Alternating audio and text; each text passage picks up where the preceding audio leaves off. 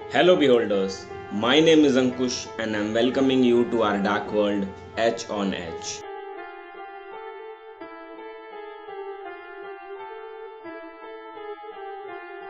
क्या हो अगर आप रात में उठें और आपको आपके चेस्ट पर एक क्रीपी एंटिटी देखने को मिले।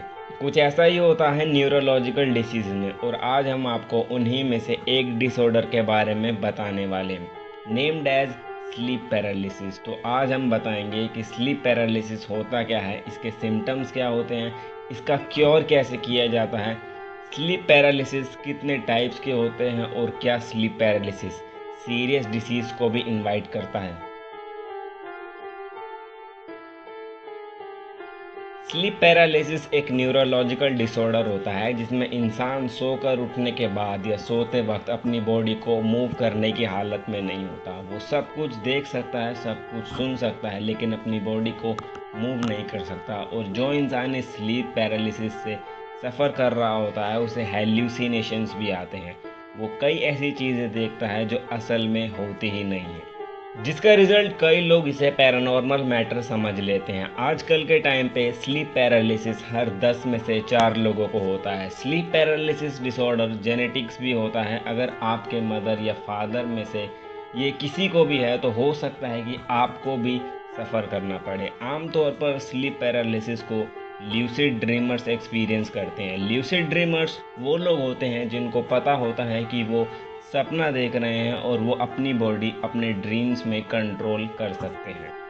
स्लीप पैरालिसिस के कई सारे न्यूरोलॉजिकल सिम्टम्स भी होते हैं। For example sleep deprivation, psychological stress and abnormal sleep cycle. Sleep deprivation को आमतौर पर स्लीपलेसनेस भी कहा जाता है, और इस डिसऑर्डर में व्यक्ति को नींद नहीं आती, और अगर आती भी है तो वो व्यक्ति उठने के बाद भी थका हुआ महसूस करता है। और जो व्यक्ति स्लीपलेसनेस से सफ़र कर रहा होता है वो व्यक्ति अपने काम पर भी कॉन्सेंट्रेट नहीं कर पाता। Second is psychological stress. Psychological stress में व्यक्ति बहुत ज़्यादा इमोशनल प्रेशर अपने ऊपर लेने लगता है, और अगर साइकोलॉजिकल स्ट्रेस ज़्यादा लिया जाए तो ये व्यक्ति को हार्ट अटैक और डिप्रेशन भी दे सकता है। स्लीप पैरालिसिस को लोग अक्सर एक पैरानॉर्मल इवेंट से भी कंपेयर करने लगते हैं, क्योंकि स्लीप पैरालिसिस के कुछ सिम्टम्स ईविल स्पिरिट्स की पोजेशंस के सिम्टम्स के साथ भी मैच करते हैं। जैसे कि स्लीप पैरालिसिस में व्यक्ति को किसी के गुनगुनाने की आवाज़ सुनाई देती है, और कई बार एक इलेक्ट्रिक डिवाइस में डिस्टरबेंस की आवाज़ भी आती है। कई बार किसी एंटिटी की विस्परिंग की और किसी व्यक्ति की आवाज़ कानों में सुनाई देती है। व्यक्ति को फील होता है कि उसकी चेस्ट पर कोई बैठा हुआ है, और साथ ही हेल्यूसिनेशंस की वजह से सुपरनैचुरल एंटिटी जो कि एक भ्रम होता है उसे भी फील करने लगता है। हेल्यूसिनेशन दो टाइप के होते हैं, पहले हिप्नोजॉजिक और दूसरा हिप्नोपोम्पिक। इस नेचुरल एंटिटी के विजन को हिप्नोजॉजिक कहते हैं, व्यक्ति को सोते वक्त होती है, लेकिन अगर ये एंटिटी उठा हुआ दिखे तो इसे हिप्नोपोम्पिक हेल्यूसिनेशन कहते हैं। और ये भी एक वजह है कि डायग्नोज व्यक्ति इमोशनली पैनिक क्यों करने लगते हैं। जो व्यक्ति स्लीप पैरालिसिस से सफ़र कर रहे होते हैं उन्हें सोते वक्त ऐसा भी लगने लगता है कि वे हवा में उड़ रहे हैं या उनके पैरों को कोई नीचे खींच रहा है। ये सब उन्हें सोते वक्त महसूस होता है। और हेल्यूसिनेशन के वक्त उस व्यक्ति को सांस लेने में भी तकलीफ होती है, इसलिए कई लोग इस डिसऑर्डर को पैरानॉर्मल पोजेशंस की तरह भी देखते हैं। ये सिम्टम्स आम तौर पर तब आते हैं जब इंसान का न्यूरोलॉजिकल सिस्टम इम्बैलेंस हो जाता है और उसका स्लीपिंग का रूटीन बिगड़ जाता है। काफ़ी सारे अदर स्लीपिंग डिसऑर्डर्स जैसे कि इंसोम्निया स्लीप पैरालिसिस की प्रॉब्लम को स्टार्ट करते हैं। इंसोम्निया भी स्लीपलेसनेस के डिसऑर्डर की तरह होता है, जिसमें व्यक्ति को सोने में डिफ़िकल्टी होती है।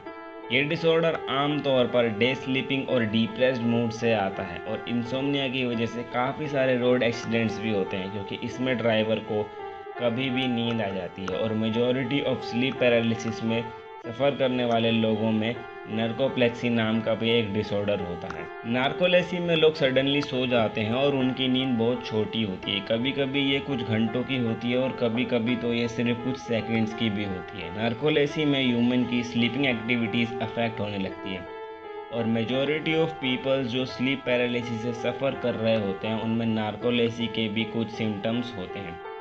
और कई पेशेंट्स की स्लीप पैरालिसिस की शुरुआत नार्कोलेसिस से ही होती है। कई स्लीप डिसऑर्डर्स ही स्लीपिंग पैरालिसिस को लीड करते हैं। काफ़ी लोग स्लीप पैरालिसिस और नर्कोलेसी में डिफरेंस नहीं जानते। नर्कोलेसी का मेन अटैक व्यक्ति पर सोते वक्त होता है और स्लीप पैरालिसिस का नींद से उठने के बाद, और नर्कोलेसी में सफ़र करने वाले लोगों की बॉडी में पेन और वीकनेस भी होती है, जिसे कैटाप्लेक्सी भी कहते हैं। कैटाप्लेक्सी भी एक डिसऑर्डर है और ये मेनली हर नर्कोप्लेक्सी पेशेंट्स में पाया जाता है और इसमें नींद से उठने के बाद मसल पेन होता है। Nearly 45% of the total population ने अपनी लाइफ में कभी न कभी स्लीप पैरालिसिस की प्रॉब्लम को फेस किया है और उनमें से 5% लोगों ने स्लीप पैरालिसिस की प्रॉब्लम को डेली बेसिस पर एक्सपीरियंस किया है और ये डिसऑर्डर मेल फीमेल दोनों में देखने को मिलता है। साथ ही में ये 32% साइकेट्रिक पेशेंट्स में भी डिसऑर्डर देखा गया है और ये डिसऑर्डर आमतौर पर उन लोगों में पाया जाता है जो कम सोते हैं या किसी टाइप का ड्रग लेते हैं। स्लीप पैरालिसिस कई बार मेडिसिन के ओवरडोज की वजह से भी होता है।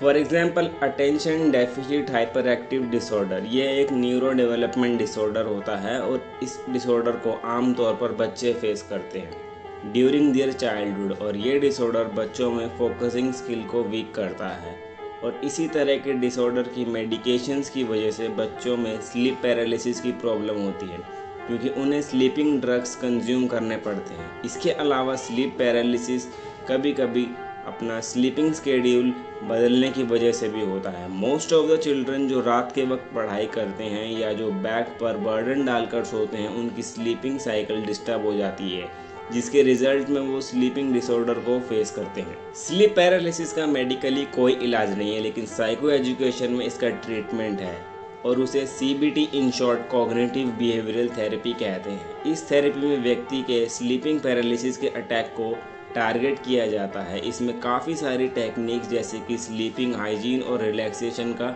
यूज़ किया जाता है, लेकिन इसके लिए व्यक्ति को स्ट्रेस और डिप्रेशन से खुद बाहर आने का ट्राई करना पड़ता है क्योंकि स्लीप पैरालिसिस एक न्यूरोलॉजिकल डिसऑर्डर है और ये परमानेंट नहीं होता है, ये किसी सीरियस इलनेस को भी लीड नहीं करता। इससे अपने इमोशंस को मेंटली हैंडल करके ओवरकम किया जा सकता है। Guys, please do subscribe our channel, like this video and comment down below. Nothing but हमें नेक्स्ट वीडियो और अच्छी बनाने का मोटिवेशन मिल जाता है।